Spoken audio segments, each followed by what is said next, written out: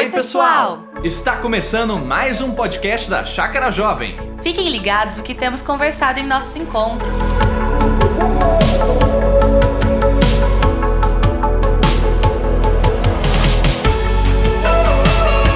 Seja bem-vindo, seja bem-vinda à quarta edição do Hangout em formato de podcast da Chácara Jovem, Ministério dos Jovens Adultos da Chácara Primavera. Antes de mais nada, eu quero convidar você a clicar em compartilhar, ir nos seus stories ou na sua rede social e compartilhar esse podcast marcando a Chácara Jovem, tá? Essa simples ação pode fazer com que muita gente seja alcançada por essa mensagem do Evangelho. Meu nome é Everton Reis e hoje eu quero ter uma conversa franca e direta com você sobre esse tema que literalmente viralizou no mundo, alcançando várias cidades do nosso país. Não estou falando do coronavírus, mas do movimento Exposed. Jovens que foram assediadas, estupradas, que viveram um episódio de abuso sexual, criaram um movimento no Twitter, o hashtag Exposed, é um anexado ao nome da cidade em que cada uma mora. Para falar sobre o que as manteve caladas por muito tempo, elas terem sido vítimas de um agressor por vezes, muitas vezes conhecido em determinados grupos da sociedade, e isso fez com que muitas delas sentissem vergonha, medo, até dificuldade de revisitar esse episódio traumático. Então, exposed é um termo usado nas redes sociais, especialmente quando alguém é denunciado por uma ação que antes ninguém sabia. Então, no Twitter, os relatos partiram aí de São Paulo, Joinville, Londrina, Curitiba, Porto Seguro e assim por diante entre outras cidades e estados do nosso país. Muitos homens, e coloque muitas aspas nesse termo homens, estão tendo episódios horrorosos da sua vida expostos diante do mundo nas redes sociais. Nós ouvimos no acampamento de carnaval desse ano que não é que está faltando homens no mundo. Está sobrando meninos. Homens que usam sua força física para abusar ou oprimir mulheres, crianças, são verdadeiros meninos. A palavra de Deus nos ensina desde Gênesis que o ser humano foi feito à imagem de Deus. Cada um de nós reflete, carrega a imagem da divindade. Portanto, abusar ou oprimir um ser humano é abusar e oprimir a imagem de Deus. Tudo isso me levou a pensar no quanto medo e horror brota em nós, homens e mulheres, ao pensarmos na possibilidade de sermos expostos ao mundo. Quem aqui não morre de medo de que seus pensamentos, seus desejos, suas verdadeiras intenções ao falar ou fazer algumas coisas, suas atitudes escondidas, venham a ser conhecidos pelos outros? Você tem medo de ser exposto? Quantos de nós estamos vivendo em um estado constante de inquietação? Quantos de nós estamos assombrados com medo de sermos pegos em flagrante? Quantos de nós estamos vivendo de forma autoprotetora pensando, olha, eu fui pego uma vez, mas de novo eu não vou ser pego não? Quantos de nós não compartilhamos com absolutamente ninguém as lutas internas que nós enfrentamos? Quantos de nós não deixamos de ser sinceros e transparentes porque temos medo do que pode acontecer se formos? Quantos de nós não encontramos modos de fuga, formas de enfrentar situações e nós mesmos, formas que não incluem a pregação do Evangelho para nós? Quantos de nós nos tornamos hábeis em nos esconder de tal forma que nem mesmo as pessoas mais íntimas de nós fazem ideia do que está acontecendo no nosso coração? Quantos de nós não estamos fazendo concessões importantes, cedendo a pressões porque tememos mais os homens do que a Deus? Quantos de nós vivemos assombrados com a possibilidade de sermos descobertos pelas pessoas se os nossos segredos mais sujos e podres sejam expostos diante do mundo? Quantos de nós não ficamos paralisados diante da possibilidade de sermos rejeitados ou de não sermos aceitos pelas pessoas, pela sociedade, pelo mundo? Quantos de nós tememos avaliar com sinceridade aberta quais são as nossas reais motivações do coração? E se as coisas mais sujas e vergonhosas sobre você de repente viessem à luz? Todos os seus parentes, todas as suas redes sociais vendo você, como você realmente é totalmente exposto. É esse o tema que nós estamos conversando na Chácara Jovem ao longo do mês de julho, ser exposto à verdade. Eu quero que essa conversa que nós estamos tendo aqui tenha dois momentos. Um primeiro momento em que nós vamos colocar os nossos olhos no espelho da palavra e um segundo momento em que nós vamos fixar os olhos na esperança da graça.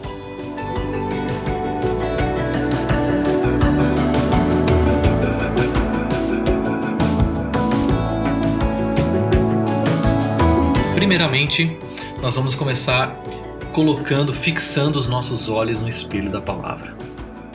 E eu quero começar falando com vocês sobre essa experiência de expor-se a si mesmo para si mesmo. Eu já fui escravo da pornografia.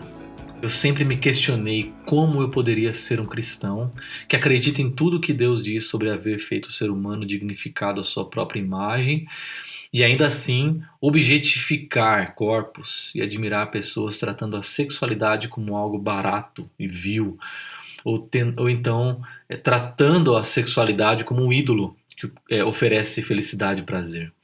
A grande verdade é que todo prazer tóxico oriundo da pornografia era seguido por um sentimento maior ainda de culpa, de sujeira, de indignidade. Eu sabia que pior do que sentir essa culpa seria não senti-la, porque abafar essa voz dentro de mim seria o mesmo que ignorar a verdade. Quantas vezes eu tentei abandonar esse vício pecaminoso e me percebi mais algemado a ele do que estava disposto a admitir. Quantas vezes eu clamei para que Deus me livrasse desse vício opressor e objetificador de quem consome e de quem se expõe. Quantas vezes eu tive que me esconder e omitir das pessoas o meu verdadeiro sentimento de sujeira por detrás de um sorriso simpático, um sorriso santo. Quantas vezes eu não estava disposto a admitir a verdade sobre minha condição depravada para que eu me sentisse aceito, amado. Quantas vezes eu desejei ser um ser humano diferente de todos os outros, que não precisasse admitir que sou miseravelmente pecador e necessitado de ajuda. E eu precisava de ajuda exterior. Eu precisava, assim como qualquer filho de Adão, e eu vou precisar até o fim da minha vida expor-me abertamente ao espelho da palavra de Deus. O autor da carta aos Hebreus, no capítulo 4, diz o seguinte: pois a palavra de Deus é viva. Essa palavra se expõe ou expõe Deus a nós e nós a Deus. Relacionar-se com a palavra é mais do que uma relação eu-coisa. É uma atividade de relacionamento com Deus que nos criou. Essa palavra, diz o autor da carta aos Hebreus, é viva e eficaz. É mais afiada que qualquer espada de dois gumes. Ela penetra até o ponto de dividir alma e espírito, juntas e medulas, e julga os pensamentos e intenções do coração.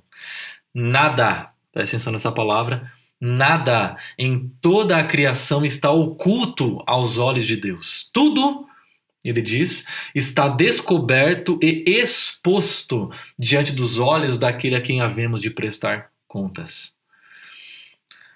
Todos nós somos atraídos por visões grandiosas de nós mesmos. Além disso, todos nós queremos que as pessoas nos vejam como justos e bons, legais e bonitos. Queremos ser aceitos, amados, respeitados. A palavra de Deus é essa espada afiada, cortante, ao mesmo tempo reluzente, brilhante, que reflete a nossa imagem com perfeição e clareza, que expõe as entranhas das nossas intenções, muitas vezes até desconhecidas por nós mesmos. Não existe espelho no mundo que possa expor você com tanta clareza e precisão mais do que a palavra, o espelho da palavra de Deus. A sua visão sobre você é insuficiente e turva. A visão das pessoas sobre você é insuficiente e turva. As suas conquistas, a sua inteligência mental e emocional, sua posição na escola, na faculdade, na empresa, os elogios das pessoas, o seu status social, pobre ou rico, seu sucesso, tudo isso é um espelho quebradiço, desvirtuado, trincado, turvo, falho, pequeno demais para dizer quem você é de fato. Qual é o espelho que você usa diariamente para se enxergar? Em qual espelho você de fato confia para dizer quem você é? A pergunta: se Deus existe, então por que existe mal no mundo? É uma pergunta muito usada por ateus para questionarem a existência de Deus. Essa é uma pergunta totalmente equivocada. A pergunta correta deveria ser feita de modo totalmente diferente. Eu sugeriria a seguinte forma de fazer essa pergunta: se Deus existe, é justo e sabe tudo o que eu penso, desejo, falo e faço, como é que então ele me mantém vivo? Como então ele me dá coisas boas? Se Deus é justo e santo, como é que ele continua enviando coisas boas para o seu mundo? Isso sim é uma pergunta intrigante, né? Então existe em nós uma autoproteção inconsciente e automática que nos previne de ter encontro com o nosso verdadeiro eu. Alguém já disse que não há doente mais incurável do que aquele que não reconhece a sua doença. Não existe um cego pior do que aquele que não consegue reconhecer a sua própria cegueira. O livro de Jeremias que eu estou lendo, e para mim está sendo uma experiência fantástica ler o profeta Jeremias, no capítulo 17, que é um dos capítulos mais assim poderosos desse livro, diz assim: o pecado de Judá, pense aqui em Judá, o povo de Deus, o seu próprio povo, Deus dizendo, está escrito com estilete de ferro, gravado com ponta de diamante nas tábuas dos seus corações e nas pontas dos seus altares. Os seus filhos se lembram dos seus altares e dos postes sagrados ao lado das árvores verdejantes sobre os montes altos. Assim diz o Senhor: maldito é o homem que confia nos homens, que faz da humanidade mortal a sua força, mas cujo coração se afasta do Senhor.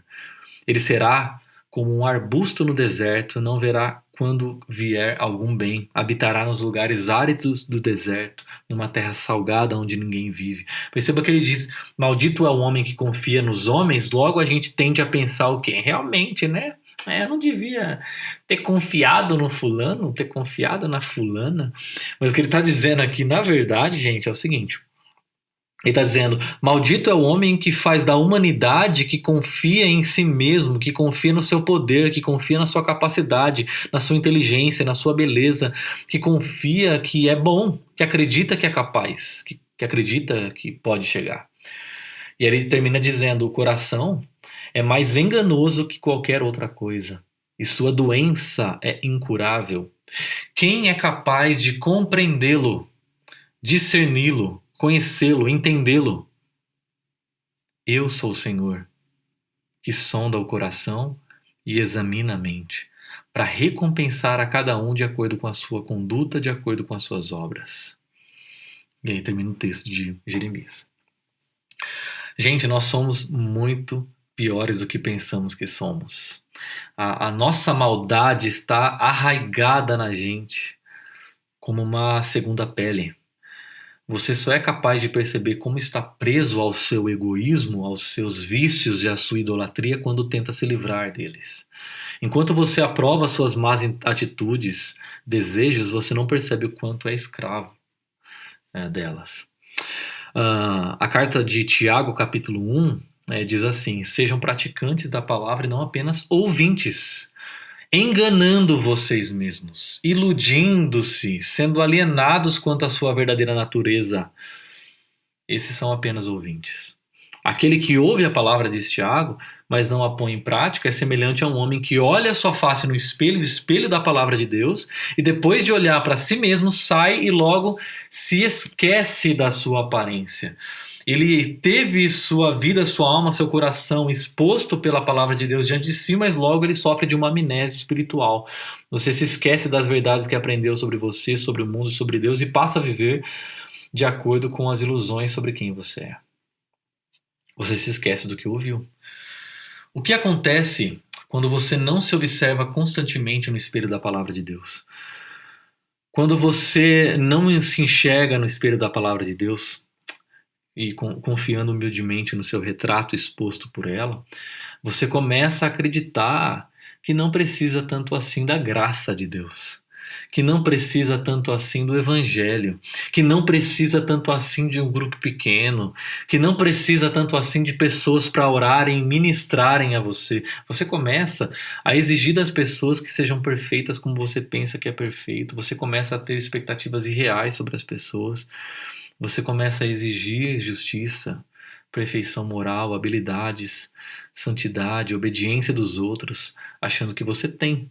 Você começa a agir com impaciência e julgamento porque acredita que as pessoas deveriam ser como você pensa que você é. Quando você deixa de se olhar constantemente pelo espelho da palavra de Deus, você passa a acreditar que tem mais controle sobre a vida e sobre as pessoas do que você realmente tem. Você começa a abrir mão do seu tempo de devoção, de meditação na palavra, de oração, intercessão, confissão, entrega, louvor. Você começa a baixar as armas contra o pecado que Deus te deu. As armas que Deus te deu para se livrar do pecado. Você começa a ser uma pessoa orgulhosa, arrogante, prepotente, sentindo que tem o direito de méritos que apenas a graça de Deus poderia te dar, apesar de você. Então você começa a se tornar defensivo quando apontam para você os seus erros. Você nega os pecados e erros que as pessoas dizem que você tem. Você ignora a guerra que acontece no seu coração entre o seu verdadeiro ser e o eu que o Espírito está apontando para você ser. Então é isso que acontece quando você deixa de se observar no espelho da palavra de Deus. Você para de perceber a necessidade que tem de Deus, de recorrer a Ele. É somente diante da glória impressionante de Deus, da santidade esplendorosa revelada por Deus na palavra, que você e eu podemos ter uma visão clara de nós próprios e da profunda necessidade do resgate que apenas Deus pode operar graciosa e bondosamente. Nós, seres humanos, somos totalmente depravados por causa do pecado original. Nós herdamos uma natureza de pecado, um estado natural de rebelião contra Deus e sua vontade desde o momento que nós nascemos. Isso significa dizer que não existe área da minha vida, do meu ser, que não esteja tomado pelo pecado. Não totalmente, mas todas as áreas estão. Pervertidas pela idolatria, corrompidas pela queda e pela minha busca ilusória por autonomia. A minha natureza humana está degradada, corrompida pelo pecado. Meu corpo é afetado pelo pecado, pela natureza pecaminosa. Por isso que ele fica doente e morre. Eu estou morrendo. Você está morrendo. As minhas intenções são afetadas. Né? Quando eu faço uma coisa boa, no minuto seguinte eu me pego mergulhando de mim mesmo por ter feito algo bom. Que sinceramente nem foi algo tão importante e significativo assim. A minha vontade está presa a um estado humanamente irreversível de escravidão. Eu sou escravo dos impulsos e desejos malignos do meu coração. Minha mente não pensa tão corretamente, coerentemente como poderia. Meus pensamentos são obscuros, minha lógica está comprometida frequentemente. Todos nós estamos afetados pelo pecado, até mesmo a Letícia Marcondes, por mais que não pareça. Todos nós, toda a humanidade. O poder do pecado é como um vírus que tomou conta do nosso coração. O seu pecado está presente, inclusive, na sua recusa de querer enxergá-lo, se manifestando diariamente na sua vida. E se nós temos medo de sermos expostos a nós mesmos, quanto mais aos outros. O Chesterton, que é um filósofo e teólogo inglês do século passado, ele e outros autores proeminentes do seu tempo foram convidados pelo The Times para responder a uma pergunta. E qual pergunta era? O que há de errado com o mundo? E ele respondeu enviando uma carta. Eu vou ler essa carta para vocês na íntegra. A carta diz assim: Caros senhores, sou eu. Atenciosamente, Chesterton. O que há de errado com o mundo? Eu, como cristão, sou um obstáculo para o avanço do evangelho e para o seu poder no mundo. Eu sou um obstáculo ao evangelho quando eu perco a confiança no evangelho. Eu sou um obstáculo ao evangelho quando falho em fazer aquilo que confesso. Seus amigos dão risada do nosso evangelho, não porque o evangelho esteja errado, mas porque as nossas vidas estão. Nós cristãos brasileiros somos uma vergonha ao evangelho. Nós precisamos nos arrepender e confessar isso, porque falamos uma coisa e vivemos outra. Eu fico espantado ao perceber como nos aterrorizamos com a ideia de ter nosso verdadeiro eu exposto ao mundo. Se ele já está diariamente exposto diante de Deus, nós já vivemos corandeu, diante de Deus, diante da presença de Deus. Não existe um segundo da vida de qualquer pessoa que não esteja sendo vivido diante de Deus, daquele que é o juiz do mundo, o ser mais poderoso e santo, o ser do qual deriva e no qual vivem todos os outros seres, o único que tem a capacidade de não apenas destruir seu corpo, mas também lançar sua alma no inferno. Você possui um certo conhecimento sobre você, as pessoas mais próximas a você conhecem coisas sobre você que você sabe e outras que não percebe, mas o único que sabe o seu coração melhor do que qualquer pessoa, inclusive mais do que você mesmo, é Deus. O problema é que não nos assombramos com esse fato, porque no segundo seguinte em que pensamos que Deus nos conhece, nós acionamos a ideia de que Deus nos ama, como se o amor dele o cegasse para quem nós somos e para o que fazemos. Gente, a nossa noção do amor de Deus é muito vaga e superficial, porque essa noção que desenvolvemos sobre o amor de Deus não nos transforma, não nos constrange, não nos aflige, não nos atinge. Parece ser um amor cego e romântico. Uma percepção superficial do amor de Deus leva você a achar que a graça é uma licença para pecar. Então, quando você se sente tentado, você se consola com o fato de que Deus te ama e usa o amor dele para pecar contra você. Quem se encontra com o amor de Deus, de fato se constrange, se entristece com o pecado e se alegra com a graça, se decepciona consigo e se esperança com Deus. Nós precisamos ter essa consciência de que nós vivemos todo o tempo na presença dele. O Evangelho de Marcos diz assim: então Jesus chamou a multidão e os seus discípulos e disse: se alguém quiser acompanhar-me, negue-se a si mesmo e tome a sua cruz. Em outras palavras, para você seguir Jesus, você precisa saber que há uma condição: morrer para si, para poder viver. Ou seja, morrer para não morrer. É preciso morrer, matar-se, matar o nosso ego, e então seguir. Pois quem quiser salvar a sua vida a perderá, mas quem perder a sua vida por minha causa e pelo evangelho a salvará. Pois que adianta ao homem ganhar o mundo inteiro? Que adianta ao homem, mesmo que se torne tão famoso e influente, bem amado e respeitado por todos, nunca jamais foi exposed, mas no fim perder a sua alma? Ou que o homem poderia dar em troca de sua alma? Se alguém se envergonhar de mim e das minhas palavras nessa geração adúltera, e é exatamente isso que a nossa geração é, pecadora, o Filho do Homem se envergonhará dele quando vier na glória de seu Pai com os santos anjos. Gente, você que está me ouvindo, você precisa fazer uma escolha. Sabe qual é a melhor maneira de você se ver livre do temor de ser exposto diante dos homens?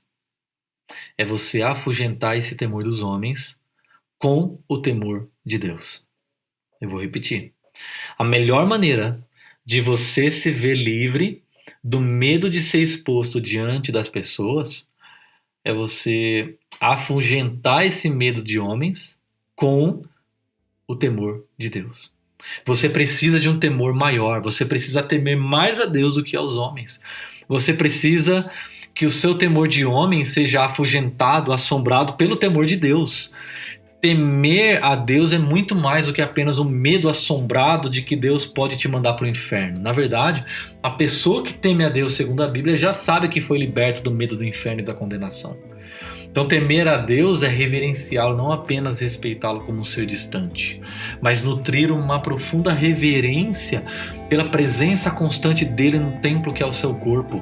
É enxergar cada centímetro quadrado do espaço, cada miligrama da matéria, cada milissegundo do tempo, cada sinapse do pensamento como sagrados. é entender que a vida pertence a Ele, é tornar-se íntimo de Deus, é procurar enxergá-lo em cada espaço e tempo da vida, é estruturar todas as áreas da vida segundo a vontade dEle, é desejá-lo mais do que tudo, porque Ele é mais desejável e mais valioso do que tudo.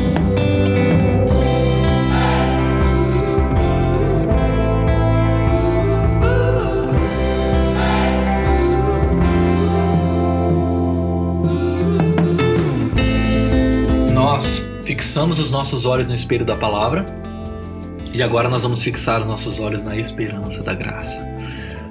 Quanto menos você enxerga que é miserável e culpado, menos você se sente necessitado da graça. Quanto mais abertamente você olha para você, maior o amor de Deus vai parecer. Esse mesmo amor que enxerga tudo em você, esse amor te recebe como você é e te transforma em quem você deveria ser. Lucas, o Evangelho de Lucas, capítulo 7, diz assim: convidado por um dos fariseus para jantar, Jesus foi à casa dele. Olha que interessante. Jesus foi convidado pelo fariseu, um religioso, uma facção religiosa dos tempos de Jesus, e vai até a casa dele. E Jesus se reclina à mesa. E ao saber que Jesus estava comendo na casa do fariseu, certa mulher daquela cidade, uma pecadora, o texto faz questão de dizer quem é essa mulher aos olhos da sociedade. Então olha o que a gente tem nesse primeiro cenário. Nesse cenário, um homem, um fariseu, Jesus e uma mulher, pecadora. Um homem do sexo masculino, respeitado, religioso, conhecedor da lei, praticante fervoroso do jejum, da guarda do sábado, dos rituais tradicionais dos judeus, professor dos ignorantes, instrutor da lei, rico de conhecimento, mas pobre de vitalidade, cheio de si, mas vazio de Deus, guia de cegos, mas cego de si. E uma mulher do sexo feminino, prostituta, ignorante da lei, ignorada e desrespeitada pela sociedade, julgada e usada pelos homens, indefesa, vulnerável, pobre, solitária e desprezada, vazia de si e sem esperança de futuro. Essa mulher trouxe um frasco de alabastro com perfume, provavelmente um perfume muito caro, e se colocou atrás de Jesus. E naquela época, quando eles se reclinavam à mesa, os pés ficavam para trás, enquanto eles sentavam ali ao chão. E chorando, ela começou a molhar-lhe os pés com suas lágrimas. Depois os enxugou com seus cabelos, beijou-os e os ungiu com perfume. Ao ver isso, o fariseu que o havia convidado disse a si mesmo: se este homem fosse profeta, nem isso ele é, saberia quem nele está tocando. Porque o simples toque daquela mulher poderia tornar Jesus impuro. Que tipo de mulher ela é? Ela é uma pecadora. Olha o que esse homem começa a dizer para si. Então lhe disse Jesus: Simão, eu tenho algo a dizer para você. Dize, mestre, disse ele. E aí vem uma história dentro da história. 2 homens deviam a certo credor. Já percebeu a simetria de personagens, né? 2 e um credor. Um lhe devia 500 denários. Nenhum dos 2 tinha com que pagar, por isso perdoou a dívida a ambos. Um devia 50 denários, o outro devia 500 denários. Qual deles o amará mais? Simão respondeu: suponho que aquele a quem foi perdoada a dívida maior, de 500 denários. Você julgou bem, disse Jesus. Em seguida, Jesus se virou para a mulher e disse a Simão: vê esta mulher? Olha a pergunta que Jesus faz. Você vê essa mulher? O que você vê quando olha para ela? Uma ideia? Uma coisa? Um objeto desprezível? Um pedaço de carne para satisfazer o seu prazer? Uma plataforma para sua arrogância? Olha para ela. Observe-a. E pare de enxergar essas coisas e veja o que ela é. Uma mulher feita à imagem de Deus. Eu entrei em sua casa, mas você não me deu água para lavar os pés.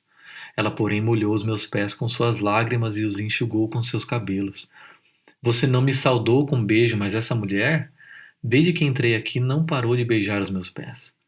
Você não ungiu minha cabeça com óleo, mas ela derramou perfume nos meus pés. Portanto, eu digo, os muitos pecados dela lhe foram perdoados, pois ela amou muito. Mas aquele a quem pouco foi perdoado, pouco ama. Então Jesus disse a ela, seus pecados estão perdoados. Os outros convidados começaram a perguntar, tinha mais gente ali, na plateia. Quem é esse que perdoa pecados?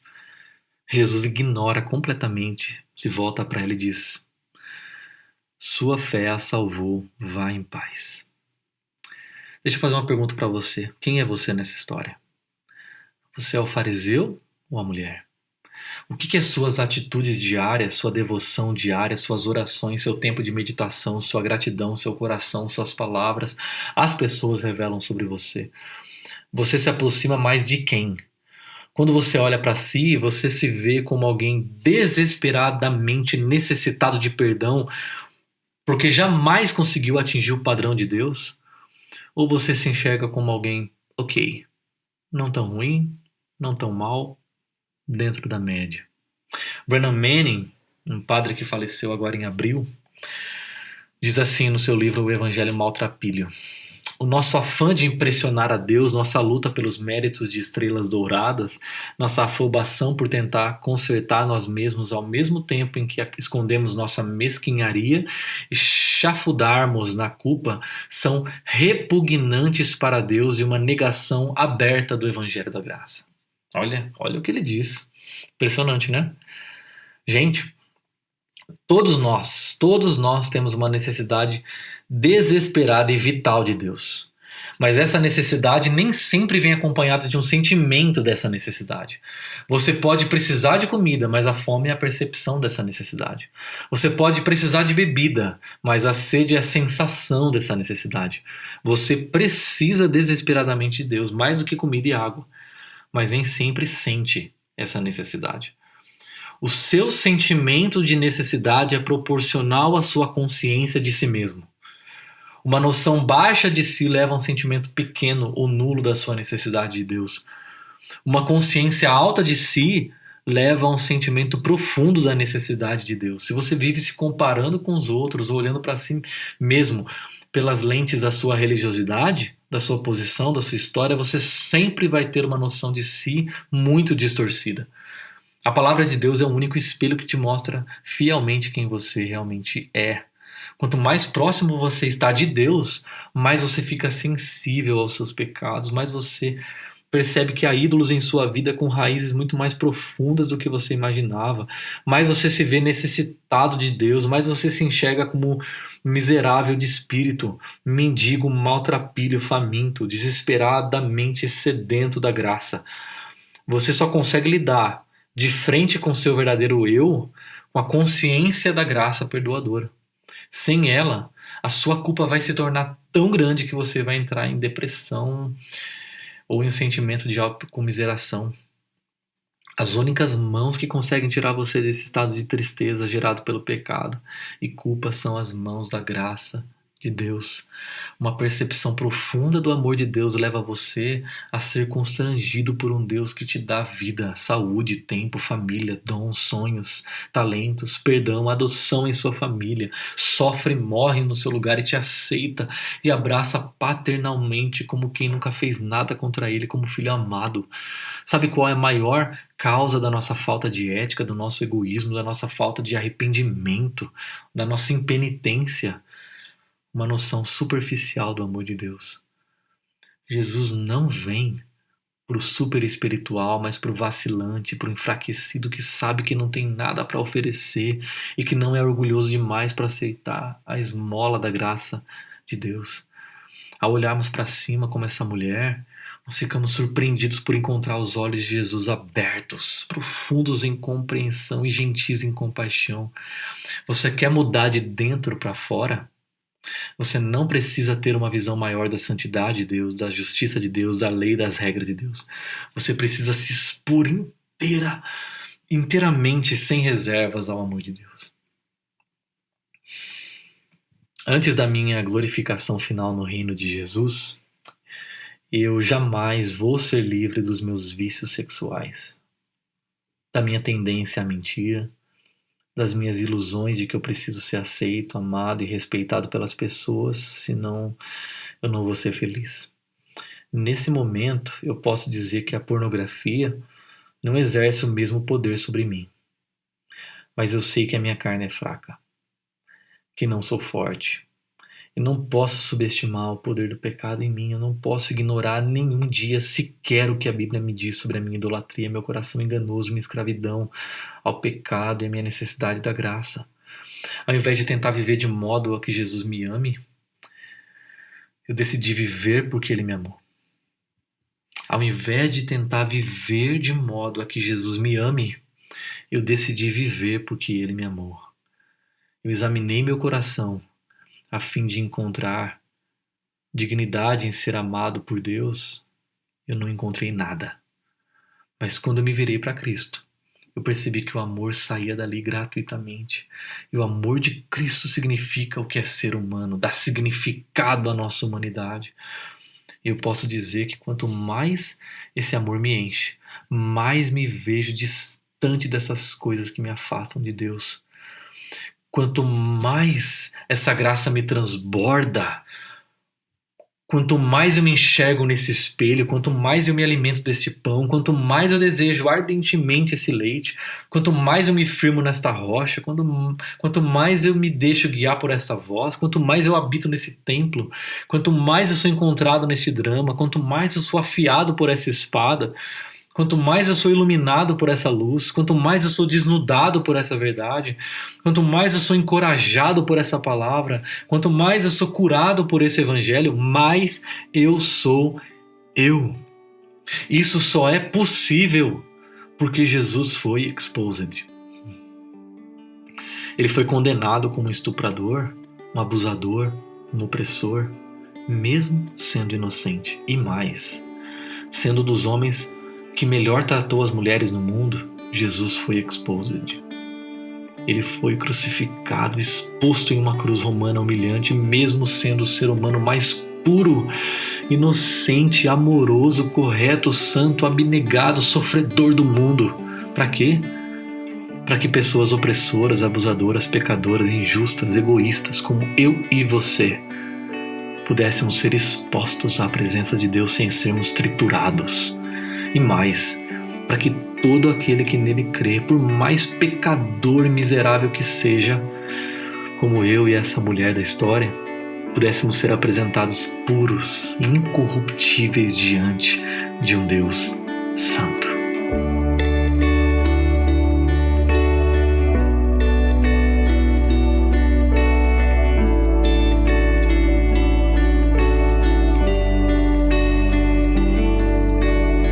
Você se olhou no espelho da palavra, você olhou para a esperança que há na graça. Agora o convite é claro. O Evangelho de Marcos, capítulo 1, diz: depois que João foi preso, Jesus foi para Galileia, proclamando as boas novas de Deus. E aí o que Jesus dizia nessa proclamação? O tempo chegou, dizia ele. O reino de Deus está próximo, está perto, está se aproximando. Duas informações ele dá. O tempo chegou, o reino de Deus está aqui. Aí ele diz: arrependam-se e creiam na boa notícia. Arrependa-se e creia na boa notícia. Depois que você recebe uma informação dessa, você é levado a responder com ação. O evangelho não é mera informação. É uma informação que demanda ação. É uma informação que demanda resposta, mudança. Imagina que você mora em uma vila distante. Um homem vestido com roupas estrangeiras e todo cansado de correr por muito tempo chega até você e diz o seguinte: um exército enorme do meu país está vindo. Eles estão a 2 dias daqui. Quando chegarem, eles vão simplesmente destruir tudo, não vai sobrar nada. Todo mundo vai morrer. Ou vai ser levado como escravo. São informações. Não existe uma ordem. Você viveria os próximos 2 dias da sua vida nessa vila, como os demais habitantes dessa vila, jogando futebol, se divertindo, planejando os próximos 2 anos, Ou você faria de tudo para avisar as autoridades daquela cidade, daquela vila, para que avisassem a todos se preparando, seja para fugir ou seja para organizar alguma proteção? Deus é esse exército que vem. Deus virá. Jesus virá. Aquele que conhece o seu coração virá. Ele conhece tudo a respeito de você, conhece quem você é. Essas informações que eu estou te dando de um Deus santo, justo, puro, que conhece o seu coração como ninguém, virá. O que você vai fazer diante disso? Qual é a ação? Qual é a resposta? Qual é a mudança? Você precisa se arrepender. A confissão das más ações é o primeiro passo para a prática de boas ações. Então eu queria convidar você para fazer o seguinte: para tudo que você está fazendo agora, se for possível, se ajoelhe e ore comigo. Faça essa oração comigo. Pai Santo, eu reconheço que todo o meu ser, todos os meus desejos, todos os meus pensamentos, toda a minha história estão expostos nus diante do Senhor. E o Senhor sabe que eu não sou bom, que eu sou pecador. As pessoas que me dizem coisas a respeito de mim, me criticando, não sabem nem a metade a respeito de mim, não sabem absolutamente nada da maldade, do egoísmo, da idolatria que há no meu coração. Pai Santo, eu confesso a Ti minha necessidade profunda do teu perdão. Eu confesso a minha necessidade profunda da Tua graça, do Teu amor, desse amor que não é cego nem romântico, mas de um amor que me conhece profundamente e me aceita como sou. Eu venho diante de Ti, como essa mulher pecadora, exposta. E eu venho confessar a minha necessidade de Ti e dizer que preciso do Teu amor e da Tua graça, me perdoando, me restaurando, me salvando de mim, me transformando e me levando para perto de Ti, fazendo com que eu me torne quem eu fui feito para ser, o verdadeiro humano, a verdadeira humanidade, a humanidade de Cristo brotando e fluindo em mim através do Teu Santo Espírito. Deus, eu sou profundamente necessitado de Ti, me perdoa, me leva a mudar. Tira de mim todo o mal. Me ajude a viver com total dependência diariamente, total dependência, negando a mim mesmo, matando o meu ego para que eu possa não morrer, para que eu possa viver, para que eu possa ser quem o Senhor me chamou para ser. Ser como Cristo, ser como Jesus, o maior e melhor projeto de vida dessa história. Deus amado, que o poder do Teu Santo Espírito diariamente me ilumine através da Tua palavra para que eu possa viver diante de Ti, exposto, diante do mundo, aberta e transparentemente, segundo a pessoa que o Senhor me chamou para ser, como Cristo. É no nome dele que eu oro. Amém.